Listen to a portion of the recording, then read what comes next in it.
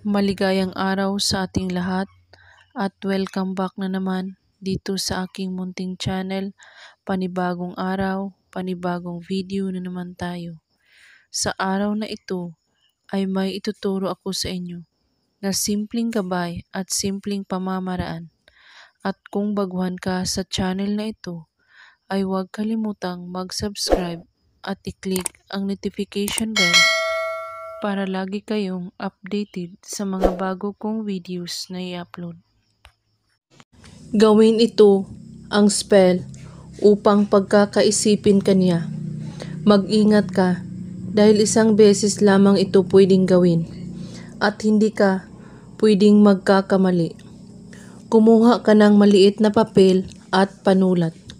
Hawakan ang papel gamit ang dalawa mong kamay at ipasa ang inyong enerhiya sa papel na para bang ipinapasa mo ang inyong aura pati na rin ang informasyon ng kanyang itsura.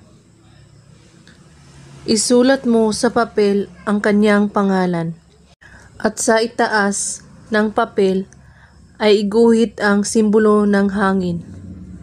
At pagkatapos, banggitin mo ang kanyang pangalan at sabihin mo, "Titindi ang pagmamahal mo sa akin.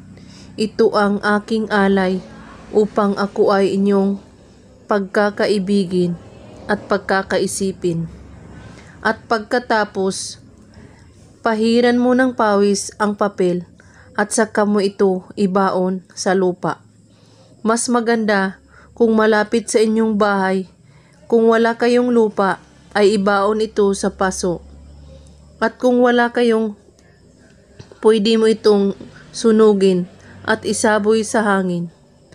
Ang abo nito, gawin ito kahit anong oras at araw, basta't bago kayo matulog sa gabi.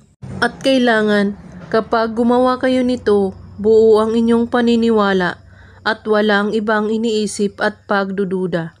At kung may katanungan po kayo ay magko-comment lang po sa baba. Maraming salamat sa panonood. May God bless us all.